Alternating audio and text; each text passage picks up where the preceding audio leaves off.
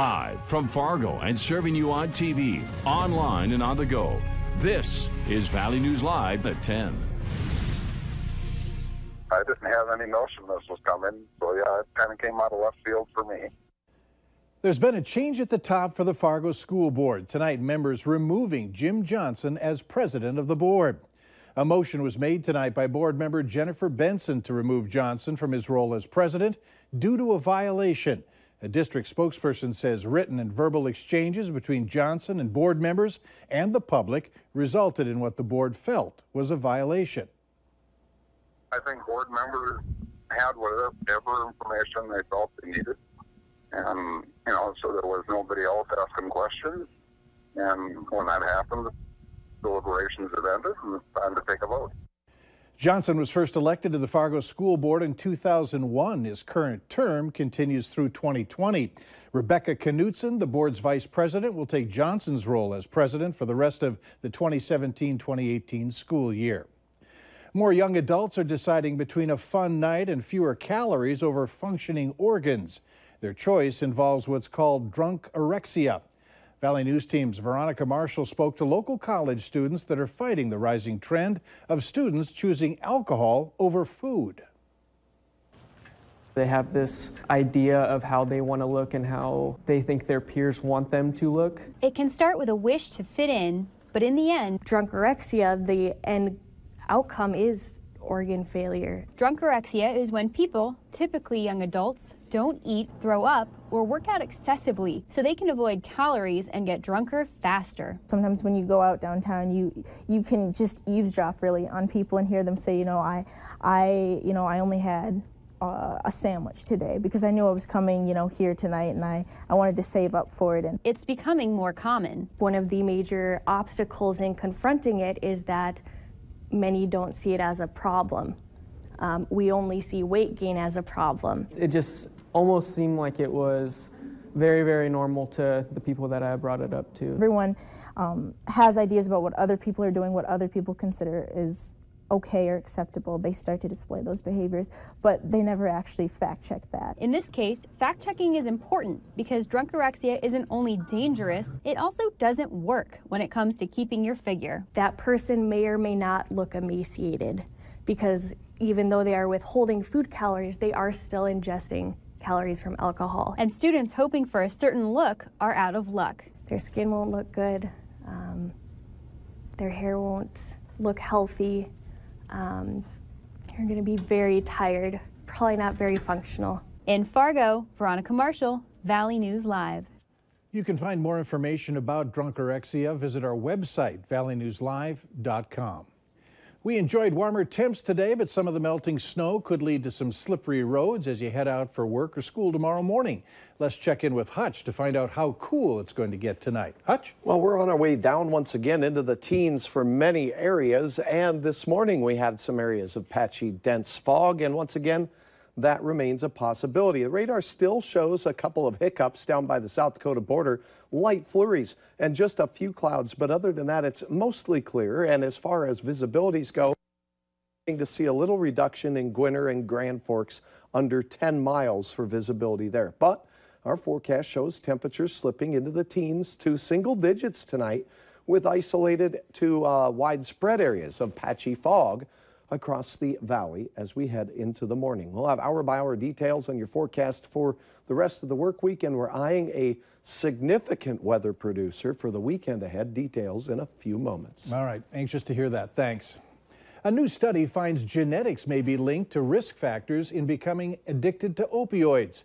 Health officials in the valley are hoping the findings will help eliminate stigma toward people struggling with addiction.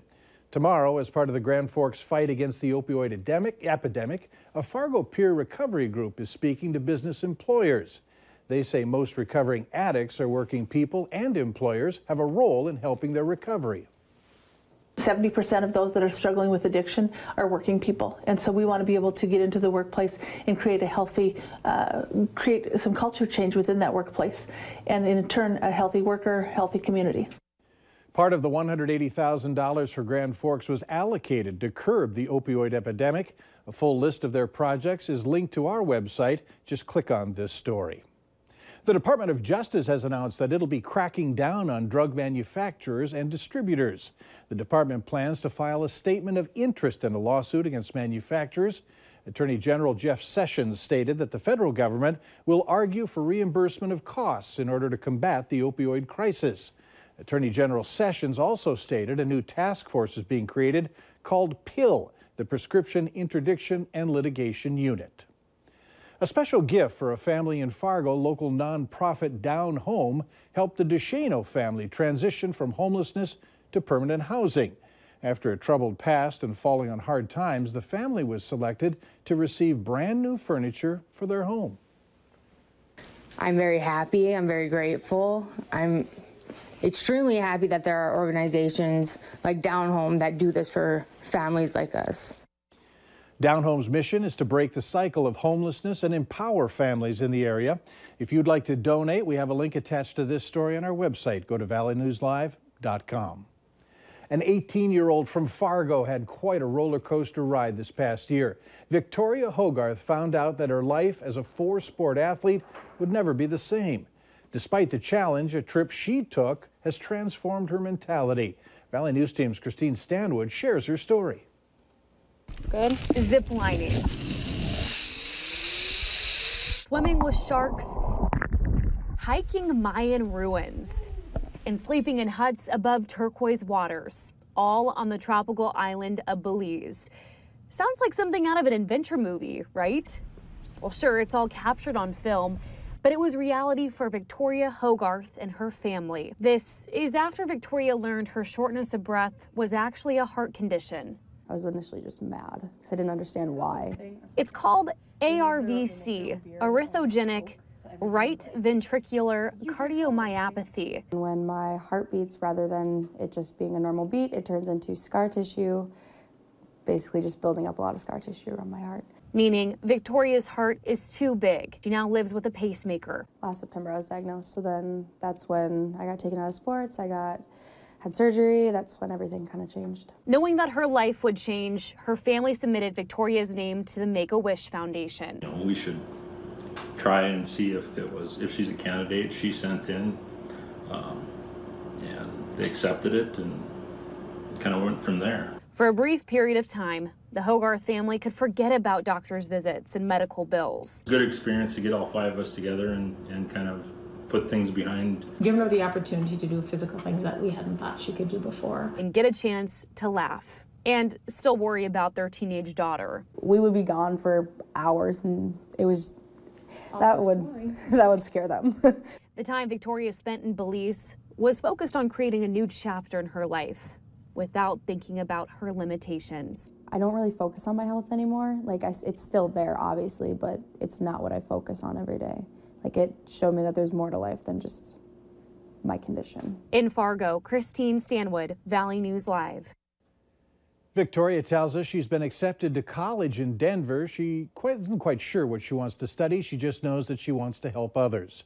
And if you're interested in helping Make-A-Wish and help with these trips, the first ever Make-A-Wish North Dakota Mile Drive is happening this week.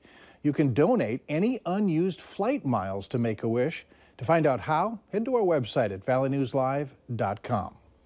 Later on Valley News Live at 10, how teens in today's high-tech world are finding odd jobs. Up next, you might want to have a talk with the kids after hearing some disturbing numbers on how many adolescents are sexting.